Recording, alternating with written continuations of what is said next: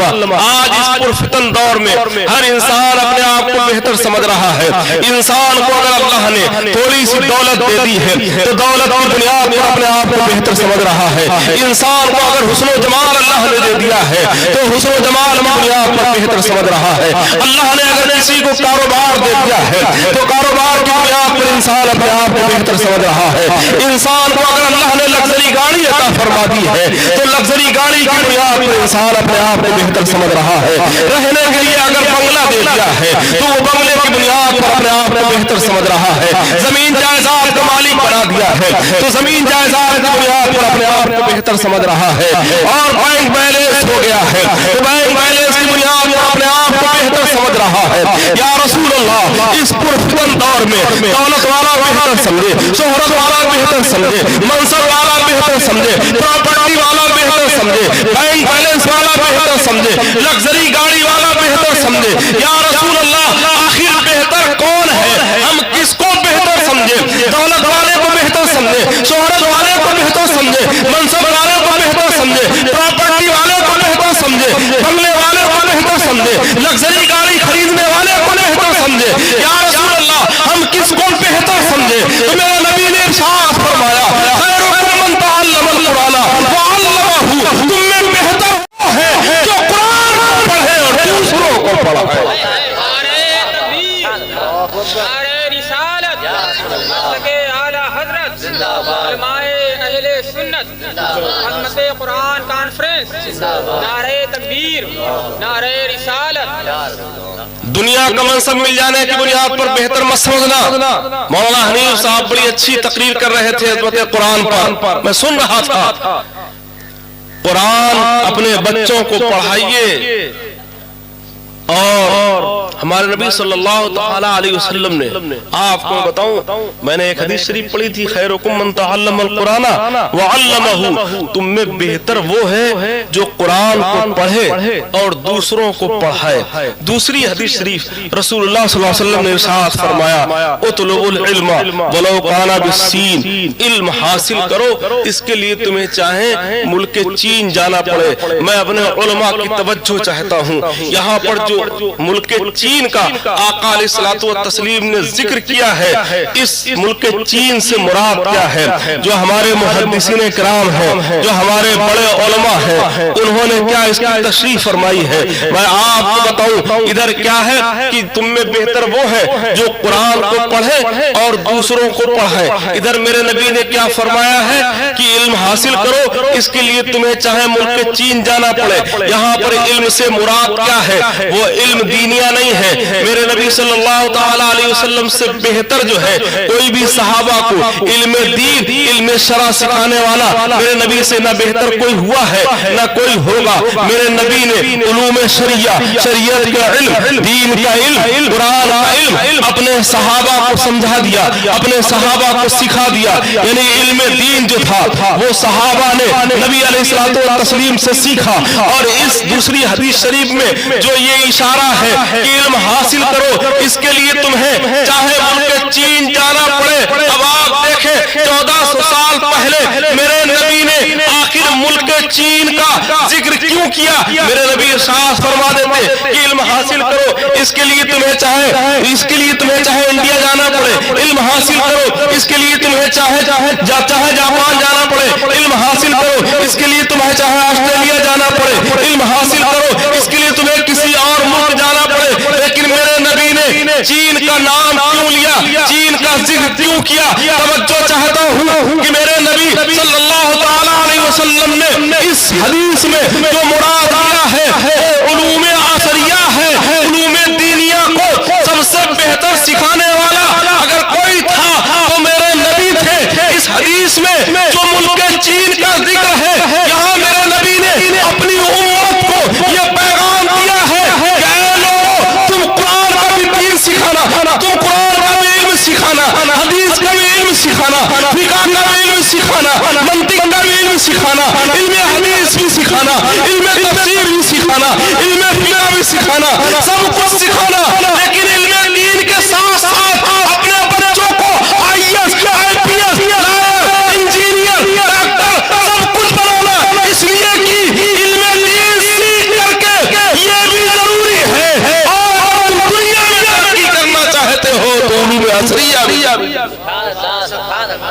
کوئی یہ نہ کہے کہ یہ علماء کرام ہیں خالی قرآن کی تعلیم پر ہی زور دیتے ہیں، اور یہاں پر میرے نبی صلی اللہ تعالی علیہ وسلم کا 1400 سال پہلے اس حدیث شریف میں معجزہ بھی دیکھیں اور میرے نبی کا علم غیب بھی دیکھیں کہ میرے نبی صلی اللہ تعالی علیہ وسلم نے جو یہ ارشاد فرمایا کہ علم حاصل کرو، اس کے لیے تمہیں چاہے چین جانا پڑے، میرے نبی 1400 سال پہلے دیکھ رہے تھے کہ آنے والے زمانے میں اگر سب سے زیادہ کوئی ماڈرن ایجوکیشن سے سب سے زیادہ اگر کسی ملک کے اندر ہوگی، سب سے زیادہ اگر کوئی ملک ترقی کرے گا علوم عصریہ کی بنیاد تو وہ ملک چین ہوگا۔ آج آپ دیکھ لیں made in China, made in China, made in China چھایا ہوا ہے کہ نہیں؟ یہاں پر میرے نبی کا علم غیب بھی، میرے نبی کا علم غیب بھی ہے۔ 1400 سال پہلے میرے نبی ملک چین کو دیکھ رہے تھے کہ آنے والے دنوں میں سب سے زیادہ اگر کوئی ملک ترقی کرے گا تو وہ چین ہی ملک ہوگا۔ میرے محترم نوجوان اور بزرگوں، میں آپ کو پیغام دیتا ہوں کہ آپ اپنے بچوں کو مسجد کے جو امام صاحب ہیں نا، آپ ان کے پاس میں اپنے بچوں کو بھیجیں۔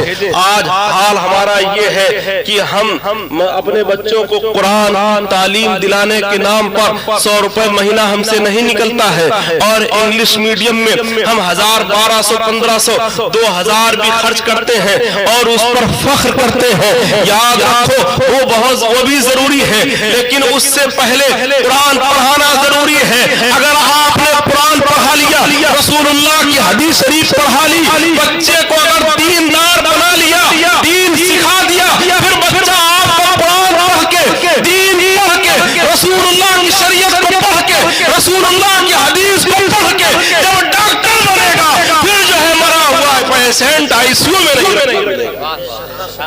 یاد رکھیے، آج دیکھ لیں دنیا کے لوگ کیسی دنیا حاصل کر رہے ہیں۔ مریض مر جاتا ہے، آئی سی یو میں رکھے ہوئے ہیں، پیسہ ایٹھنے کے لیے رکھے ہوئے ہیں نا۔ مریض 3 دن پہلے ہی مر گیا، مریض 2 دن پہلے ہی مر گیا، اور صاحب رکھے ہوئے ہیں کبھی وینٹیلیٹر کے نام پر۔ آپ دیکھیں پھیپڑوں کو اس کو پھلا رہے ہیں، وہ مر چکا ہے، دکھا رہے ہیں صاحب ابھی سانسیں چل رہی ہیں، وہ سانسیں اس کی نہیں چل رہی ہیں، وہ سانسیں تو وینٹیلیٹر کی چل رہی ہیں۔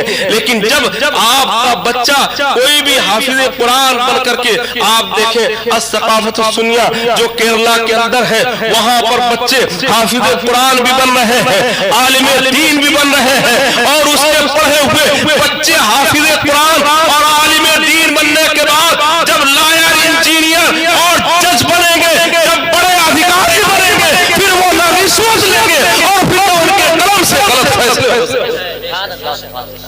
میرے محترم، قرآن پڑھیں، قرآن کی عظمت کیا ہے، قرآن کی بلندی کیا ہے۔ جنہوں نے قرآن پڑھا ہے ان کو دنیا میں بھی اللہ نے جو ہے بڑے بڑے کمالات سے نوازا ہے، اور آقا علیہ الصلوۃ والتسلیم کی محبت میں جو اس دنیا سے رخصت ہوئے ہیں۔ اور میں آپ کو قرآن کی تعلیم صرف آپ نے بارہا، ہو سکتا ہے کئی بار اس بات کو سنا ہو کہ اس ملک ہندوستان میں انگریزوں کی حکومت سے پہلے مغلیہ سلطنت تھی، اور مغلیہ سلطنت کا خاتمہ ہوا، انگریز آئے، اور جب انگریز آئے اور آنے کے بعد میں پھر لکھنؤ کی سرزمین پر ایک جو کمشنر تھا وہ انگریز تھا، اور اس کمشنر آپ دیکھیں جو مغلیہ سلطنت تھی اس میں جو دستاویز ہوا کرتے تھے، جو کاغذات ہوا کرتے تھے، وہ سب فارسی زبان میں ہوتے تھے۔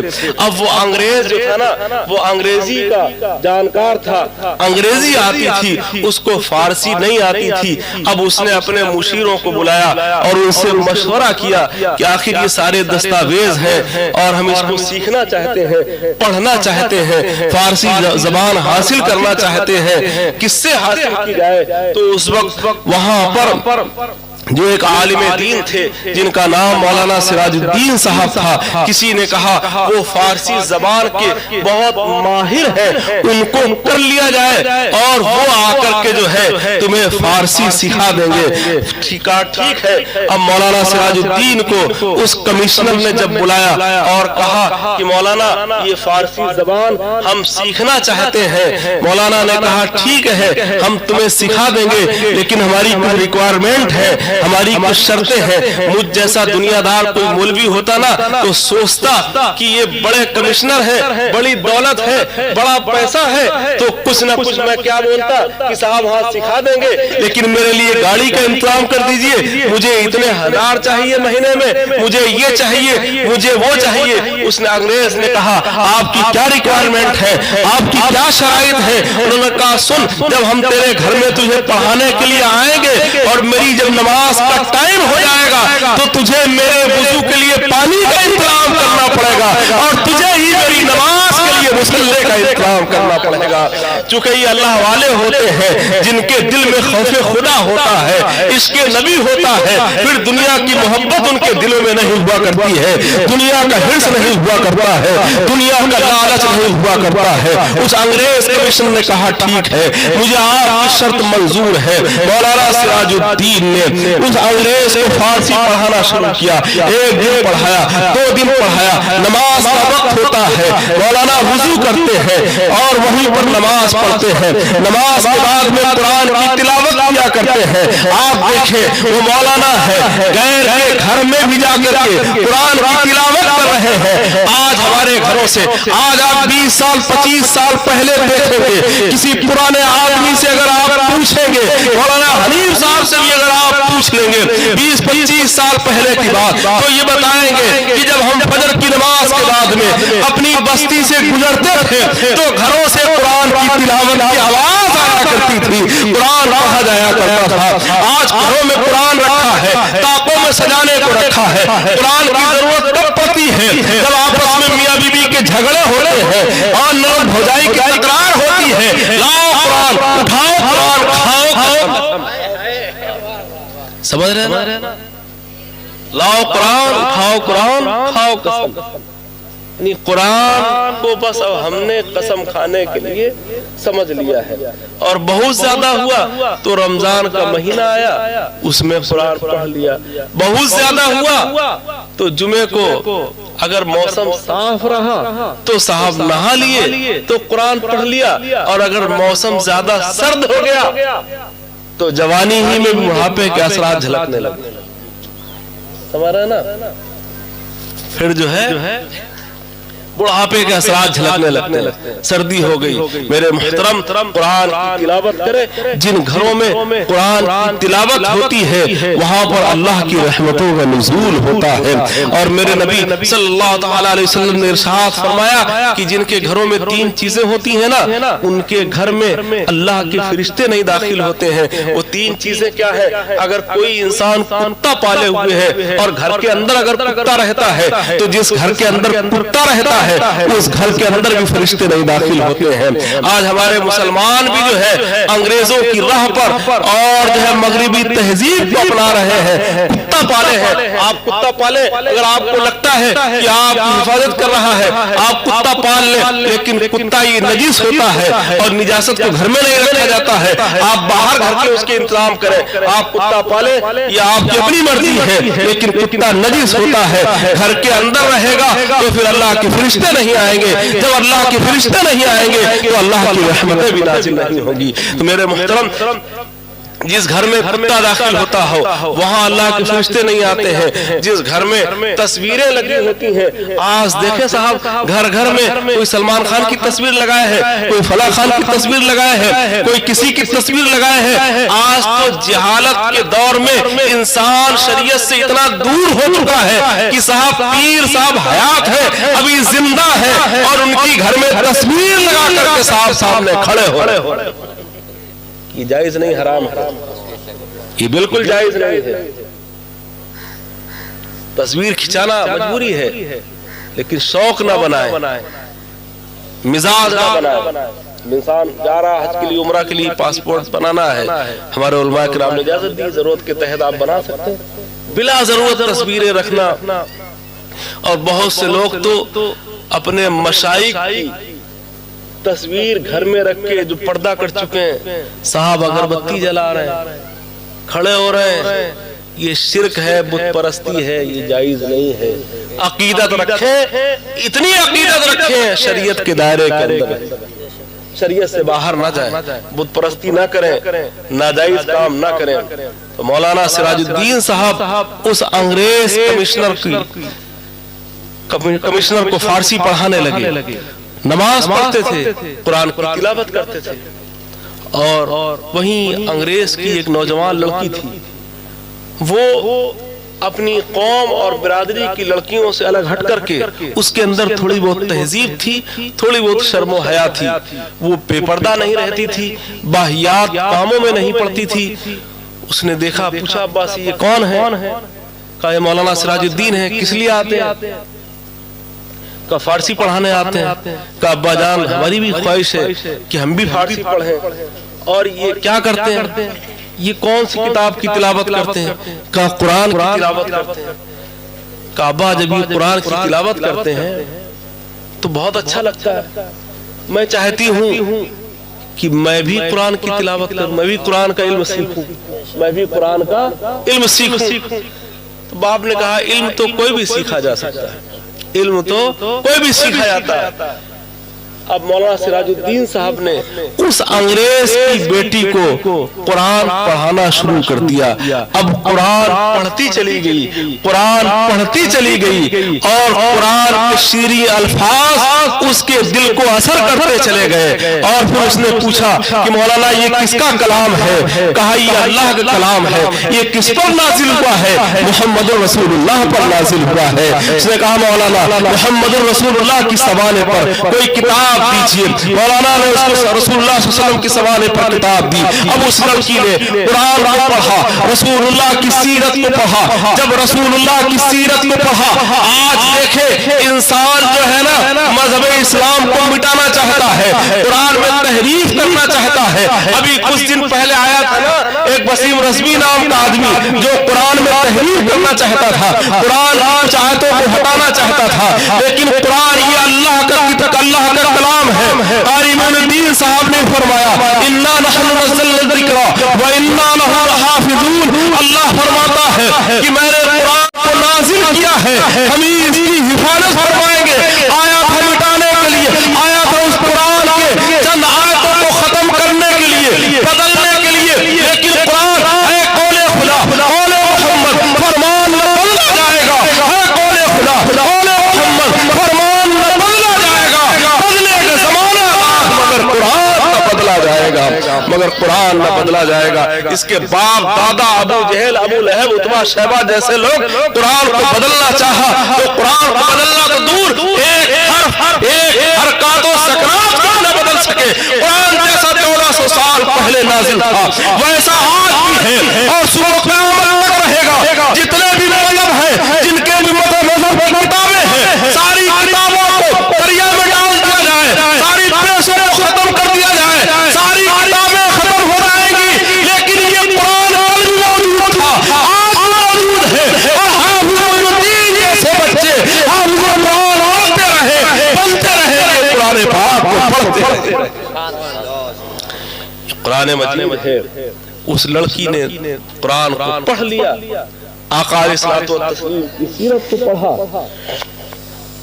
और फिर मौलाना से कहा कि अब जिनका आप कलमा पढ़ते हैं उनका कलमा पढ़ा करके मुझे भी इस्लाम में दाखिल। मौलाना ने कलमा पढ़ाया, वो इस्लाम में दाखिल हो गई। कहा ये राज ही रहने देना, किसी को मत बताना। मैं जानती हूँ, आप जानते हैं, या मेरा अल्लाह जानता है या रसूलुल्लाह। ईमान ले आई लड़की और फिर नबी अलैहिस्सलातु व तस्लीम के इश्क में हमेशा मचलने लगी। आका अलैहिस्सलातु व तस्लीम के इश्क में लम्हा लम्हा गुजरने लगा। खाना पीना छोड़ दिया, रसूलुल्लाह सल्लल्लाहु अलैहि वसल्लम के इश्क में, मोहब्बत में खाना पीना छोड़ दिया। बीमार हुई, अपने उस्ताद मौलाना सिराजुद्दीन को बुलाया।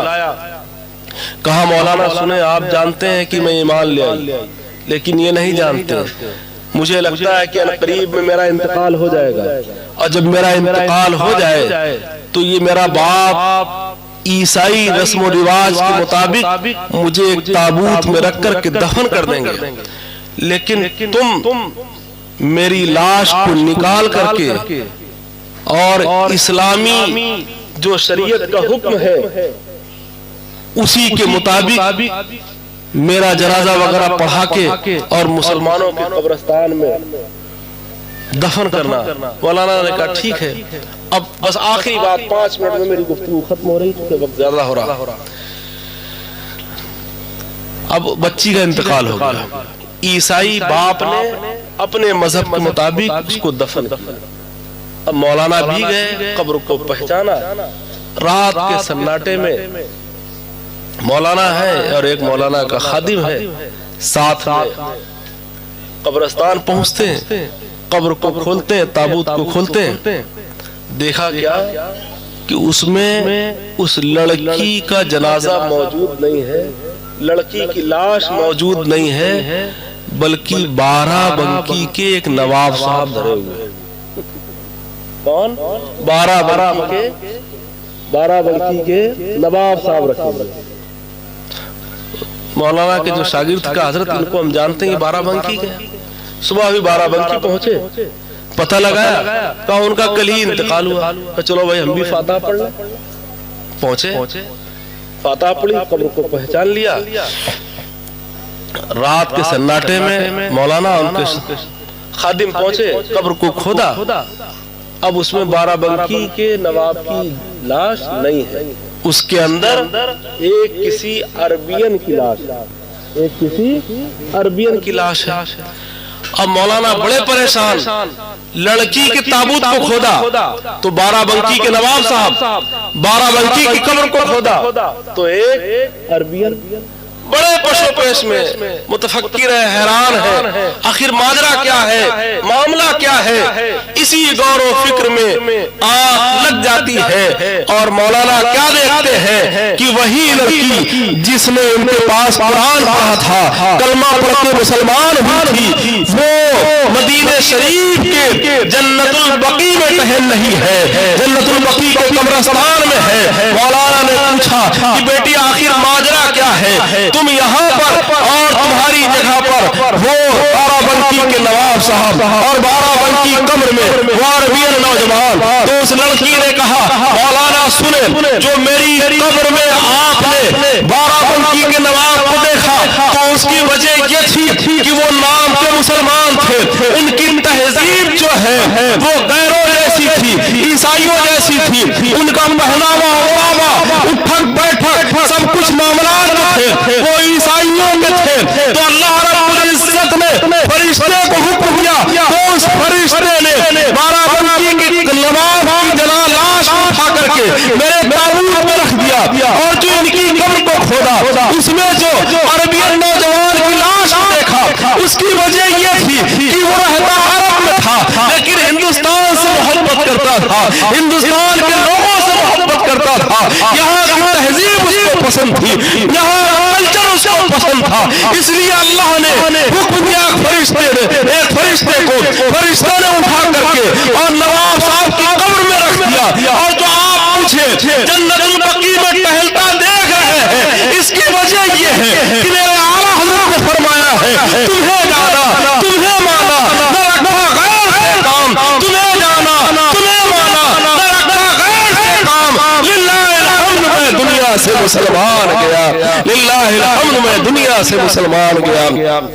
جو آپ دیکھ رہے ہیں اس کی وجہ یہ ہے کہ میں رسول اللہ صلی اللہ علیہ وسلم سے عشق کرتی تھی، ظاہر میں تو عیسائی تھی، حقیقت میں میں ایمان لا چکی تھی، میں نے قرآن کو پڑھا تھا، نبی سے محبت کی تھی۔ تو اللہ کے حکم سے فرشتے نے مجھے جو آپ نے تابوت دیکھا تھا اس تابوت سے نکال کر کے مجھے مدینے کے جنت البقیع میں دفن کیا ہے۔ مسلمانوں قرآن پڑھو اور اپنے بچوں کو قرآن پڑھاؤ، اسلام سے محبت رکھو، رسول اللہ صلی اللہ علیہ وسلم کی حدیث کو فالو کرو، رسول اللہ صلی اللہ علیہ وسلم نے جو ہمیں اور آپ کو باتیں بتائی ہیں رسول اللہ کی سنتوں کو زندہ کرو، انشاءاللہ دنیا میں بھی کامیاب رہو گے اور مرنے کے بعد قبر و حشر بھی کامیاب ہوگا۔ میں مبارکباد پیش کرتا ہوں حافظ معین الدین کو کہ انہوں نے محنت کی، مشقت کی، آج یہ حافظ قرآن بنے، دستار بندی بندی ہی میں ان کے گھر والوں کو اللہ تبارک و تعالی جو ہے قرآن کے ایک ایک حروف حرف و سکنات کو ان کے سینے میں ہمیشہ کے لیے محفوظ فرمائے. استغفر اللہ ربی من کل ذنب واذنبہ واتوب الیہ وآخر دعوانا